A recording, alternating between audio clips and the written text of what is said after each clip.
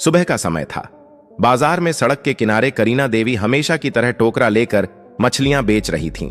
उनकी दोनों बेटियां पूजा और नेहा दूर बॉर्डर पर देश की सेवा में तैनात थीं। दोनों बहनें आर्मी ऑफिसर थीं। उन्हें जरा भी अंदाजा नहीं था कि उनकी मां किन हालात में जी रही है और आज उनकी मां के साथ ऐसा कुछ होने वाला है जो उनकी रूह को हिला देगा। करीना देवी चुपचाप मछली बेचने में लगी थीं कि तभी एक इंस्पेक्टर, जिसका नाम राकेश वर्मा था, मोटरसाइकिल से आया। उसने बाइक सड़क किनारे रोकी और गुस्से में बोला, तुम्हारी हिम्मत कैसे हुई सड़क किनारे मछली बेचने की? तुम्हारे चलते यहां जाम लग सकता है, जल्दी से यहां से हटो। इतना कहकर वह अचानक टोकरा पर जोर से लात मार देता है। मछलियां जमीन पर बिखर जाती हैं। चारों तरफ मछलियों की गंध फैल जाती है और लोग रुककर तमाशा देखने लगते हैं। इंस्पेक्टर और भड़ककर चिल्लाता है, ये तुम्हारे बाप की सड़क है क्या, जहां मन किया बैठ गई मछली बेचने? अगर बेचना है तो अपनी जगह पर बेचो। करीना देवी चुपचाप उसकी बातें सुनती रहीं, अपमान सहती रहीं। उनकी आंखों में आंसू थे, लेकिन वो बिना कुछ कहे जमीन पर गिरी मछलियां उठाने लगीं। भीड़ में खड़े लोग सिर्फ तमाशा देख रहे थे। ना किसी ने आवाज उठाई, ना किसी ने मदद की। भीड़ में एक लड़का था जो सोशल मीडिया पर मशहूर था। उसने मोबाइल निकाला और पूरा वाकया रिकॉर्ड करने लगा। इंस्पेक्टर लगातार उन्हें डांट रहा था, अपमानित कर रहा था और लोग बस हंसते देखते रह गए। करीना देवी मन ही मन सोच रही थीं, अगर मेरी दोनों बेटियों को यह सब पता चल गया तो न जाने क्या हो जाएगा। काश उन्हें यह बात कभी ना पता चले, वरना तूफान आ जाएगा। आंखों में आंसू लिए मछलियां वापस टोकरा में डालकर वो धीरे धीरे घर की ओर चल पड़ी। उधर जिस लड़के ने वीडियो बनाया था, उसने घर पहुंचकर उसे सोशल मीडिया पर अपलोड कर दिया। कैप्शन में लिखा था, इस बूढ़ी औरत की कोई गलती नहीं थी, लेकिन इंस्पेक्टर ने इसकी मछलियां गिरा दी और सड़क पर बेइज्जत किया। क्या यह सही है? वीडियो तेजी से वायरल हो गया। लोग शेयर करने लगे, कमेंट करने लगे। हर कोई इस घटना को गलत बता रहा था। कुछ देर बाद यह वीडियो नेहा के मोबाइल में पहुंचा। वीडियो देखते ही उसका खून खौल उठा। वह सोच भी नहीं सकती थी कि उसकी मां के साथ ऐसा बर्ताव हुआ है। लोगों के सामने बेइज्जत किया गया, थप्पड़ तक मारा गया।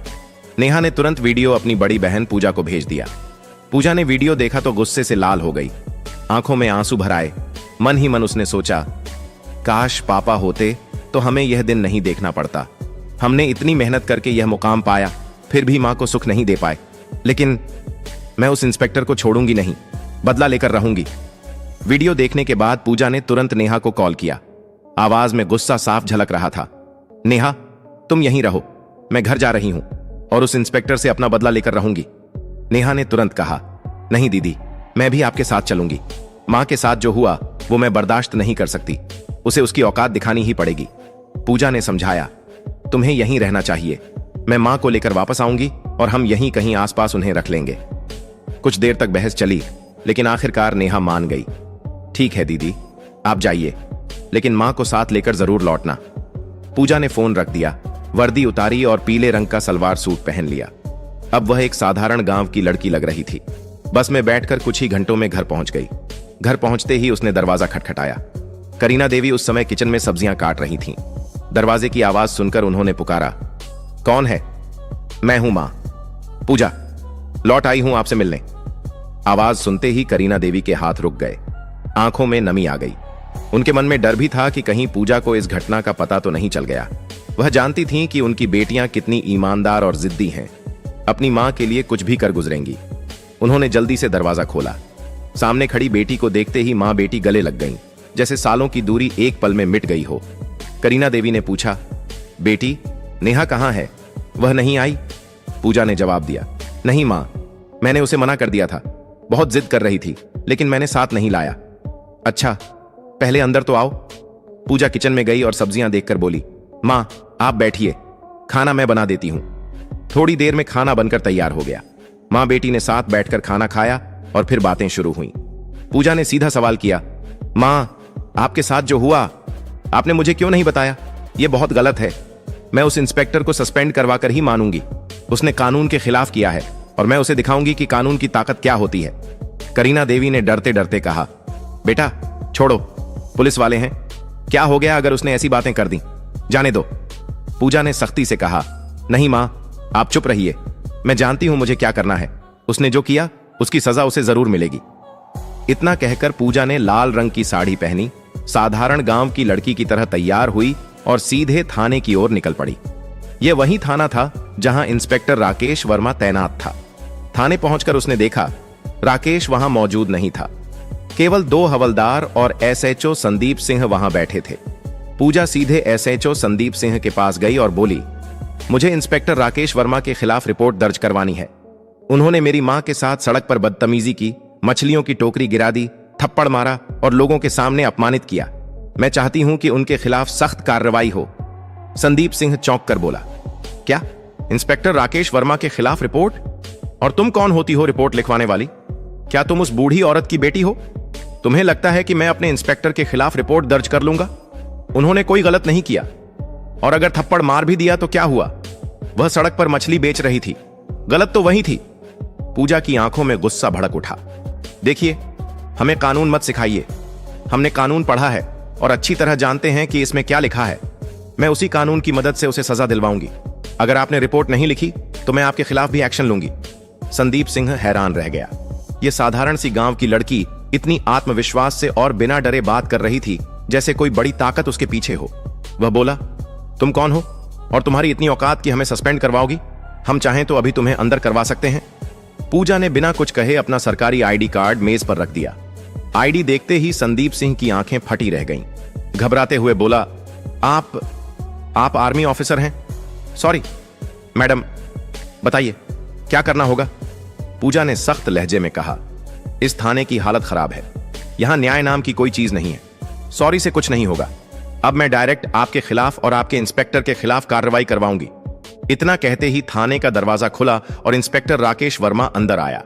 लड़की को देखकर उसने हल्की मुस्कान के साथ पूछा, क्या बात है, क्या करने आई हो? वह सीधे पूजा के सामने खड़ा हो गया। पूजा के मन में गुस्से का तूफान था। अगर वह कानून की इज्जत न करती तो उसी वक्त उसे तमाचा जड़ देती, लेकिन वह कानून की रक्षक थी, इसलिए सिर्फ बोली, याद रखना, मैं तुम्हें सस्पेंड करवा कर रहूंगी। तुम्हें कानून में रहने का कोई हक नहीं। मेरे शब्द तुम्हारे लिए बहुत भारी पड़ेंगे।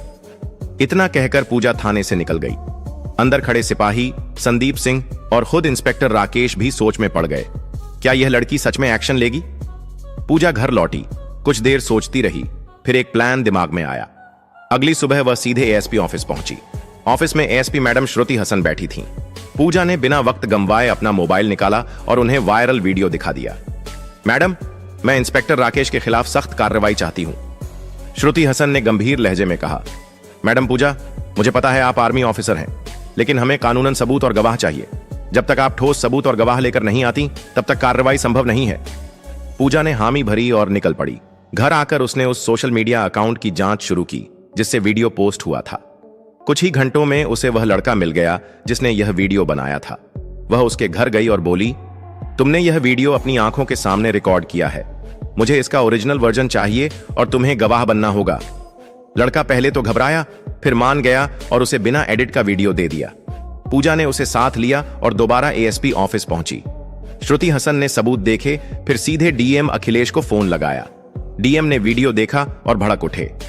यह इंस्पेक्टर ने बहुत गलत किया है और कानून के खिलाफ किया है, इसे सजा मिलेगी। अगले ही दिन डीएम ने जिले के सबसे बड़े ऑफिस में प्रेस मीटिंग बुला ली। सुबह के ठीक 11 बजे जिला मुख्यालय के बड़े कॉन्फ्रेंस हॉल में डीएम अखिलेश की प्रेस मीटिंग शुरू होने वाली थी। हॉल के बाहर मीडिया की गाड़ियां कतार में खड़ी थीं। हर बड़े अखबार और न्यूज चैनल के रिपोर्टर कैमरा लेकर अंदर जाने की तैयारी में थे। हॉल के अंदर मंच पर 4 कुर्सियां लगी थीं। बीच में डीएम अखिलेश, दाईं ओर एएसपी श्रुति हसन और बाईं ओर 2 खाली कुर्सियां जिन पर अभी किसी को बैठना नहीं था। सामने पत्रकारों की लंबी पंक्ति थी। डीएम ने टेबल पर रखी घंटी बजाई और कहा, सभी पत्रकारगण बैठ जाएं, मीटिंग शुरू करते हैं। पूरा हॉल शांत हो गया। कैमरे चालू हो गए। डीएम ने गंभीर लहजे में बोलना शुरू किया। कल सोशल मीडिया पर एक वीडियो वायरल हुआ जिसमें एक पुलिस इंस्पेक्टर ने एक बुजुर्ग महिला के साथ सड़क पर दुर्व्यवहार किया, मछलियों की टोकरी गिराई, थप्पड़ मारा और सार्वजनिक रूप से अपमानित किया। यह न केवल नैतिकता के खिलाफ है बल्कि हमारे कानून और पुलिस आचार संहिता के भी खिलाफ है। पत्रकारों के कैमरे एकदम क्लिक क्लिक करने लगे। डीएम ने आगे कहा, हमारे पास पीड़ित पक्ष से ठोस सबूत और प्रत्यक्षदर्शी गवाह मौजूद हैं। सबूत के तौर पर हमारे पास बिना एडिट का वीडियो फुटेज है जो घटना के समय वहीं मौजूद एक युवक ने रिकॉर्ड किया। गवाह भी यहां मौजूद है और बयान देने को तैयार है। इतना कहते ही पूजा मंच पर आई और मीडिया की ओर मुंह करके बोली, मैं पूजा सिंह इंडियन आर्मी में कैप्टन हूं और यह पीड़ित महिला मेरी मां करीना देवी हैं। पूरा हॉल सन्न रह गया। पत्रकार एक दूसरे को देखने लगे, जैसे अब मामला और बड़ा हो गया हो। पूजा ने बिना रुके कहा, मैंने कानून पढ़ा है और मैं जानती हूं कि किसी भी इंसान को सड़क पर इस तरह अपमानित करना अपराध है, चाहे वह कोई आम आदमी करे या एक पुलिस अफसर। कानून सबके लिए बराबर है। पत्रकारों ने सवाल दागने शुरू कर दिए। मैडम, क्या आप चाहती हैं कि सिर्फ इंस्पेक्टर पर कार्रवाई हो या और भी लोग इसमें शामिल हैं? पूजा ने जवाब दिया, इस घटना में केवल इंस्पेक्टर नहीं बल्कि थाने के एसएचओ संदीप सिंह भी बराबर के दोषी हैं, जिन्होंने शिकायत लेने से इनकार किया, पीड़ित का मजाक उड़ाया और कानून का मजाक बनाया। एसपी श्रुति हसन ने माइक संभालते हुए कहा, हमने आंतरिक जांच शुरू कर दी है, लेकिन चूंकि मामला गंभीर है और पीड़ित पक्ष के पास पुख्ता सबूत हैं, मैं सिफारिश करती हूं कि दोनों अफसरों को तत्काल निलंबित किया जाए ताकि जांच निष्पक्ष हो सके। डीएम ने सिर हिलाते हुए आदेश पढ़ा। तत्काल प्रभाव से इंस्पेक्टर राकेश वर्मा और एसएचओ संदीप सिंह को निलंबित किया जाता है। इस आदेश की कॉपी पुलिस मुख्यालय और राज्य गृह मंत्रालय को भेजी जाएगी। पत्रकारों के बीच फुसफुसाहट शुरू हो गई। इतनी जल्दी एक्शन? यह तो मिसाल है। डीएम ने मीटिंग खत्म होते ही जिला प्रशासन के विधि अधिकारी लीगल एडवाइजर को बुलाया। मुझे पूरी प्रक्रिया कानूनी दायरे में करनी है। नोटिस ड्राफ्ट कीजिए और सस्पेंशन लेटर तैयार करिए। लीगल एडवाइजर ने बताया, सर, पहले हमें चार्जशीट तैयार करनी होगी जिसमें आईपीसी की धाराएं और पुलिस एक्ट के तहत की गई गलतियां लिखी जाएंगी। उसके बाद विभागीय जांच कमेटी गठित होगी, लेकिन निलंबन आदेश तुरंत लागू हो सकता है ताकि आरोपी जांच को प्रभावित न कर सके। डीएम ने तुरंत आदेश दिए और 2 घंटे के अंदर सस्पेंशन लेटर तैयार हो गया। उधर गांव में यह खबर आग की तरह फैल गई। बाजार में लोग एक दूसरे को बताते फिर रहे थे, सुना, करीना देवी के साथ जो हुआ था अब उसका इंसाफ मिलने वाला है। उनकी बेटी आर्मी ऑफिसर है, उसी ने यह सब करवाया है। करीना देवी के घर के बाहर भीड़ जमा हो गई। कोई हौसला बढ़ाने आया, कोई सिर्फ देखने।